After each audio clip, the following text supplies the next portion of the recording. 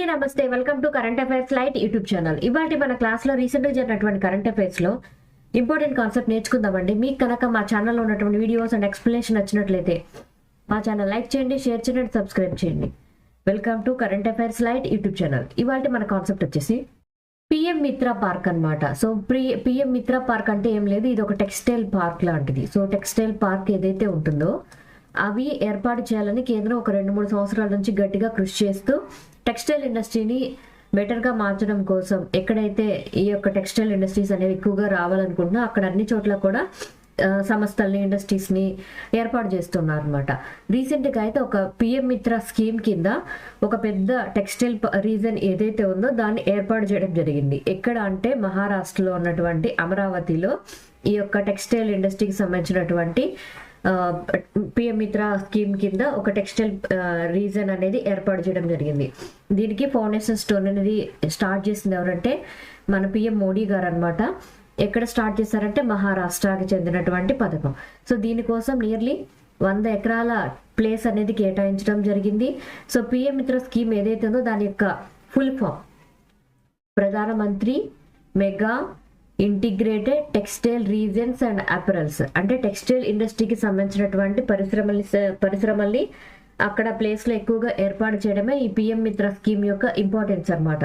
అంటే ఇక్కడ చాలా రకాలైనటువంటి టెక్స్టైల్ ఇండస్ట్రీస్ వాటికి సంబంధించినటువంటి అనుబంధ సంస్థలన్నీ కూడా ఈ యొక్క ప్లేస్లో ఏర్పాటు చేయబడతాయి. And Maharashtra industrial development corporation వారి యొక్క సహాయంతో మహారాష్ట్రలో ఉన్నటువంటి అమరావతిలో దీన్ని ఏర్పాటు చేశారనమాట. అండ్ ఇదేంటంటే ఆ రాష్ట్రంలో ఉన్నటువంటి టెక్స్టైల్ ఇండస్ట్రీ ఏదైతే ఉందో, అంటే వస్త్ర పరిశ్రమ ఏదైతే ఉందో దాన్ని ఇంకా బలోపేతం చేయడానికి ఈ యొక్క పిఎం మిత్ర స్కీమ్ కింద ఏర్పాటు చేసినటువంటి ఈ యొక్క టెక్స్టైల్ పార్క్ అనేది బాగా అందరికీ ఉపయోగపడబోతుంది. రాష్ట్రంలో అభివృద్ధి కూడా దీనివల్ల సాధ్యపడుతుంది అనమాట.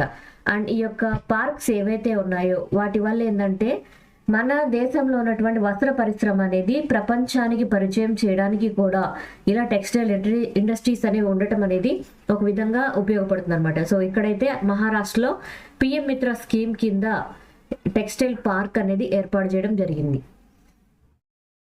సో జోర్డాన్ కంట్రీ ఏదైతే ఉందో అది ఈ మధ్య కాలంలో న్యూస్లో వచ్చింది. ఎందుకంటే ఈ జోర్డాన్ దేశంలో ఫస్ట్ లెప్రసీ ఫ్రీ నేషన్ గా వాళ్ళు ప్రకటించడం జరిగిందనమాట.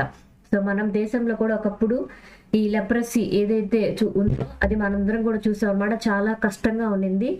కానీ ఈ లెప్రసీని మనం చాలా వరకు అరికడుతూ వచ్చాం, చాలా వరకు తగ్గిపోయాయి అన్నమాట కేసులు. కానీ ఇంకా కంప్లీట్ గా పోలేదు.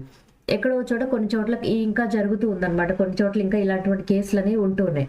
బట్ జోర్దాన్ అయితే ఈ వాళ్ళ దేశంలో కంప్లీట్ గా ఈ కుష్టు వ్యాధి అనేది అసలు లేదు అని చెప్పి వాళ్ళు డిక్లేర్ చేశారు. ఎందుకు చేశారో కూడా చూద్దాం. సో WHO వాళ్ళు రీసెంట్ గా ఇచ్చినటువంటి డిక్లరేషన్ ఏంటంటే లెప్రసీని ఎలిమినేట్ చేయడంలో విన్ అయినటువంటి ఫస్ట్ దేశంగా జోర్దాన్ని వాళ్ళు ప్రకటించడం జరిగిందనమాట.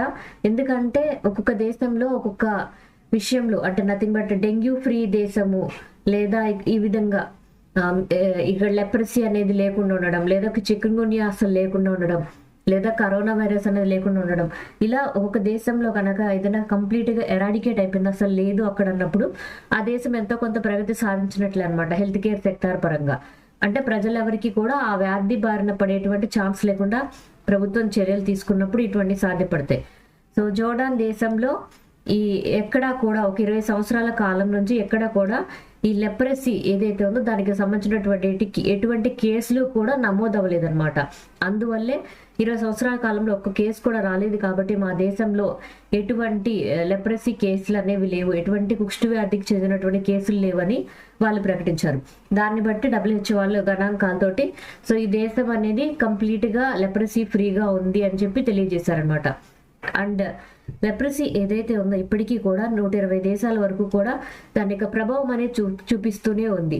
అండ్ ఎవ్రీ ఇయర్ కూడా నియర్లీ 2 లక్షల వరకు కూడా కొత్త కేసెస్ అనేవి వస్తూనే ఉన్నాయి ప్రపంచం మొత్తం మీద. చాలా దేశాల్లో ఇంకా ఉందన్నమాట. సో WHO డైరెక్టర్ జనరల్ గా ఎవరు ప్రెసెంట్ వర్క్ చేస్తున్నారంటే డాక్టర్ టెడ్రోస్ అద్నమ్ గెబ్రియోసిస్ గారు WHO డైరెక్టర్ జనరల్ గా వర్క్ చేస్తూ ఉన్నారు. సో జోర్డాన్ ఏదైతే ఉందో అది లెప్రసీ ఫ్రీ కంట్రీగా నమోదవడం జరిగింది. White revolution. మన దేశంలో వైట్ రివల్యూషన్ అనేది ఆల్రెడీ ఉంది. ఎందుకోసం? పాల ఉత్పత్తిని పెంచడానికి. దాన్ని మరింతగా బలోపేతం చేస్తూ రీసెంట్ మన గవర్నమెంట్, యూనియన్ గవర్నమెంట్ అంటే కేంద్ర ప్రభుత్వం వాళ్ళు వైట్ రివల్యూషన్ 2.0 అనేటువంటి పథకం, ఒక ఇనిషియేటివ్ అనేది తీసుకొని రావడం జరిగింది. ఎందుకోసం అంటే మన దేశంలో ఉన్నటువంటి పాల పరిశ్రమ ఏదైతే ఉందో దాన్ని ఇంకా బెటర్గా మార్చడానికి, ఈ పాల పరిశ్రమని బలోపేతం చేయడంతో పాటు మన దేశంలో ఉన్నటువంటి ఆడవాళ్ళు ఎవరైతే ఉన్నారో స్త్రీ శక్తి, వారిని మరింతగా అభివృద్ధిలోకి నడిపించడం కోసం ఈ స్కీమ్ అనేది స్టార్ట్ చేయడం జరిగింది. అండ్ ఈ స్కీమ్ గురించినటువంటి ఇన్ఫర్మేషన్ ఏదైతే ఉందో దాన్ని ఎవరు డిక్లేర్ చేశారంటే మన యూనియన్ మినిస్టర్గా ఉన్నటువంటి అమిత్ షా గారు ఈ యొక్క ఇన్ఫర్మేషన్ అనేది తెలియజేశారు. మన దేశంలో వైట్ రివల్యూషన్ 2.0 అనేది రాబోతున్నట్లుగా అది కూడా మన దేశంలో ఉన్నటువంటి పాల పరిశ్రమ ఏదైతే ఉందో ఆ యొక్క సెక్టార్ని మరింత బలోపేతంగా మార్చబోతుంది అని ఆయన తెలియజేస్తారు అనమాట. ఇందులో ఏంటంటే ముఖ్యంగా 4 విషయాల మీద వాళ్ళు ఎక్కువగా ఫోకస్ చేయడం జరిగింది. ఏ విధంగా అంటే యొక్క పాల పరిశ్రమ అన్నప్పుడు ఎప్పుడైనా సరే పాల పరిశ్రమ ఏదైతే ఉందో ఎక్కువగా ఎవరి మీద ఆధారపడుతుందంటే గ్రామీణ ప్రాంతాల్లో ఉన్నటువంటి మహిళలు ఎవరైతే ఉన్నారో ఫార్మర్స్, వాళ్ళ మీద ఆధారపడుతుంది అనమాట. అంటే వాళ్ళకి గనక ఎక్కువగా చేయగలిగేటువంటి శక్తి ఉంటే మన దేశంలో పాల ఉత్పత్తి కూడా పెరుగుతుంది. అందుకోసమే వాళ్ళకి చేయూతను అందించడము ఇందులో ఒక ఇంపార్టెంట్ విషయం. అండ్ దాంతోపాటు పాల యొక్క ప్రొడక్షన్ని పెంచాలి, అంటే పాల యొక్క ఉత్పత్తిని పెంచాలి. ఇది తయారీ చేయడం అంటే అక్కడ ఎక్కువగా గేదెల వ్యాపారం కావచ్చు, ఇవన్నీ ఎక్కువగా చేసే విధంగా ఉమెన్ని ప్రోత్సహించాలన్నమాట. అండ్ దాంతోపాటు డైరీ ఇన్ఫ్రాస్ట్రక్చర్ ఏదైతే ఉందో మౌలిక సదుపాయాలను కూడా బెటర్గా మార్చాలి. అండ్ దాంతోపాటు డైరీ ఎక్స్పోర్ట్స్ ఏవైతే ఉన్నాయో అంటే మన దేశంలోనే కాదు విదేశాలకి కూడా మన దేశం యొక్క డైరీ ప్రొడక్ట్స్ని ఎగుమతుల్ని మనం వేరే దేశాలకి పంపిస్తూ ఎగుమతి చేస్తూ ఉంటే ఆర్థికంగా కూడా చేయూత లభిస్తుంది. సో పాల పరిశ్రమ అనేది ఇంకా బెటర్గా మారుతుంది అనమాట.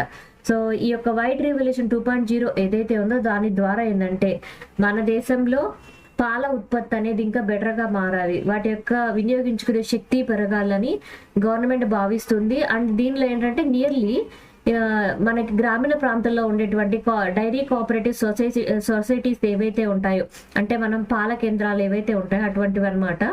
వాటి ద్వారా వాటిని ఇంకా బెటర్గా మార్చి ఎక్కువగా పాలను సేకరించి గనక వినియోగించగలిగితే నెక్స్ట్ రాబోయేటువంటి 5 సంవత్సరాల కాలంలో నియర్లీ 50% వరకు కూడా పాల యొక్క ఉత్పత్తి వినియోగం అనేది ఇంకా బెటర్గా మార్చడానికి ఉపయోగపడుతుంది. Thank you for watching my video. మీకు కనుక నా వీడియో ఎక్స్ప్లెనేషన్ నచ్చినట్లయితే నా వీడియోస్ లైక్ చేయండి, షేర్ చేయండి అండ్ సబ్స్క్రైబ్ చేయండి. మీకు నా వీడియోస్ ఏ విధంగా అనిపిస్తున్నాయో నా కామెంట్ సెక్షన్లో తెలియజేయండి.